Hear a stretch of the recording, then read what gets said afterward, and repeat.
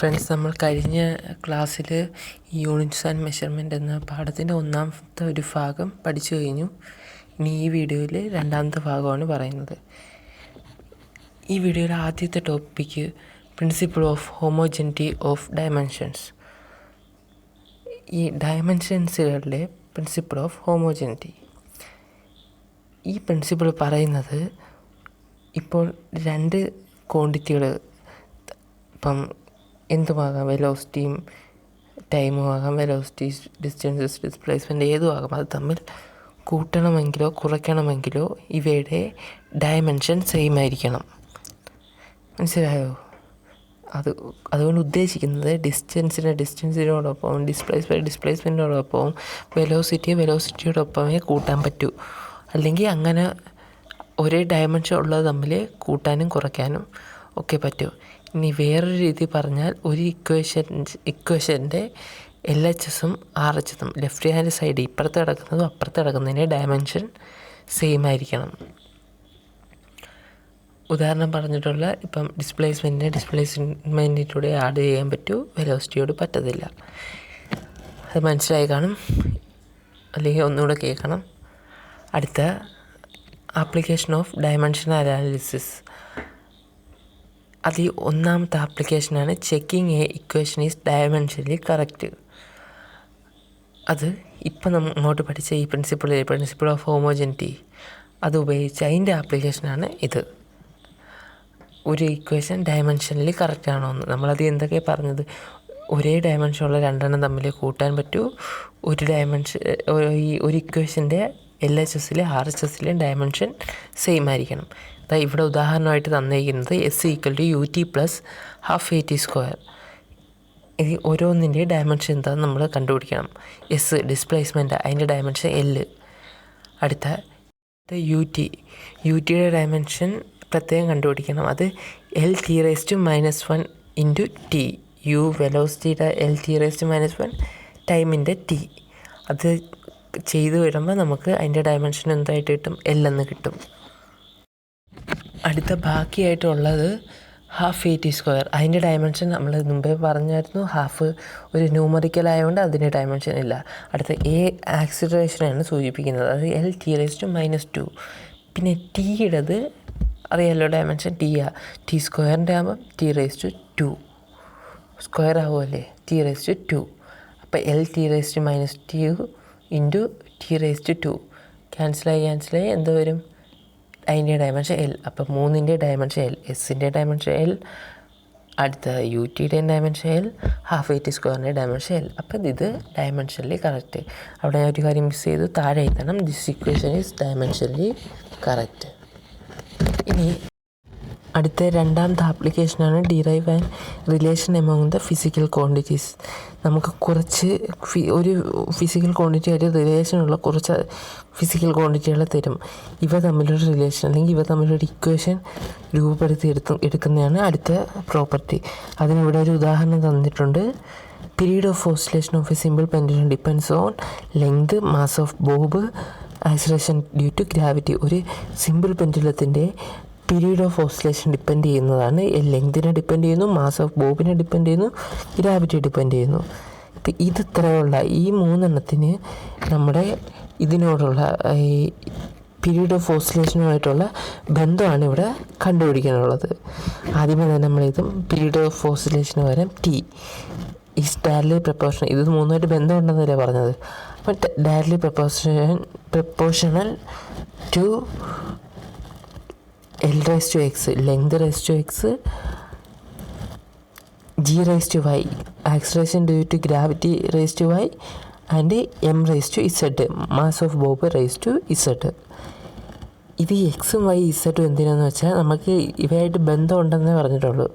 ചിലപ്പോൾ ഇതിൻ്റെ സ്ക്വയറുമായിട്ടായിരിക്കാം ബന്ധം, ചിലപ്പോൾ അതിൻ്റെ സ്ക്വയർ റൂട്ടുമായിട്ടായിരിക്കാം ബന്ധം, അല്ലെങ്കിൽ ചിലപ്പോൾ ഇൻവേഴ്സ്ലി പ്രപ്പോർഷണൽ ആണെങ്കിൽ ഇതിങ്ങനെ താഴെ വരണ്ടേ. അങ്ങനെ അതിനെന്തോ ബന്ധമെന്ന് നമുക്ക് നേരിട്ട് പറയില്ല, ഇവയായിട്ട് ബന്ധമുണ്ടെന്ന് മാത്രമേ പറഞ്ഞിട്ടുള്ളൂ.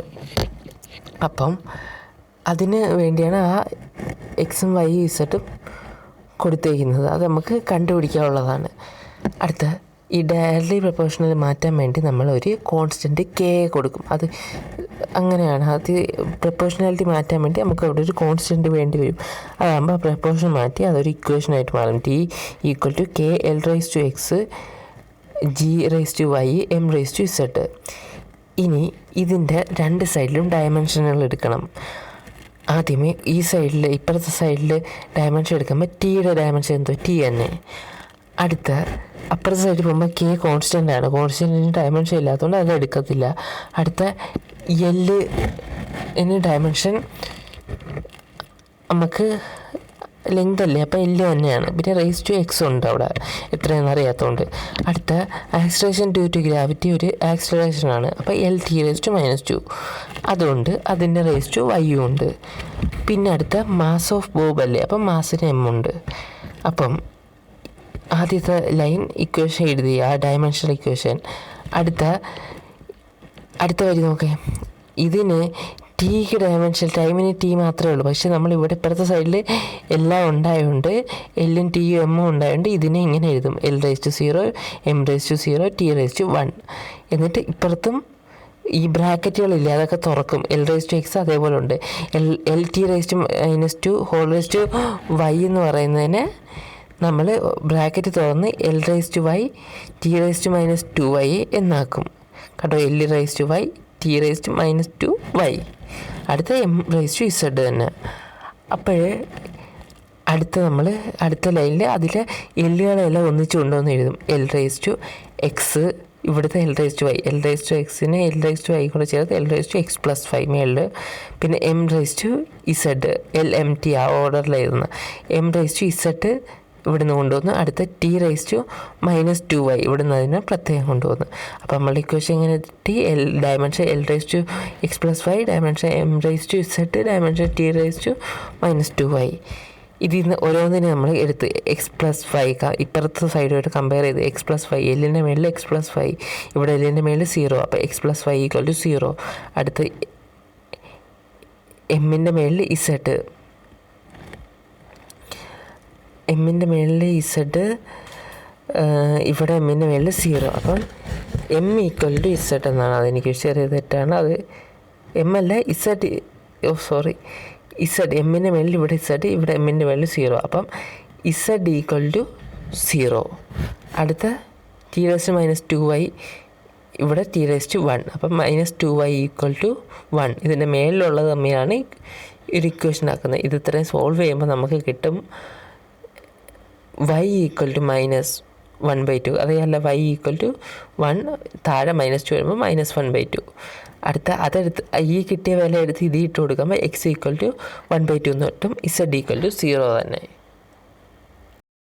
ഇനി ആ കിട്ടിയ വിലയെ നമ്മൾ ആദ്യമേ ഒരു ഇക്വേഷൻ എഴുതി മാറ്റി വെച്ചിരുന്നു, T equal to K L raise to X G raise to Y M raise to Z എന്ന്.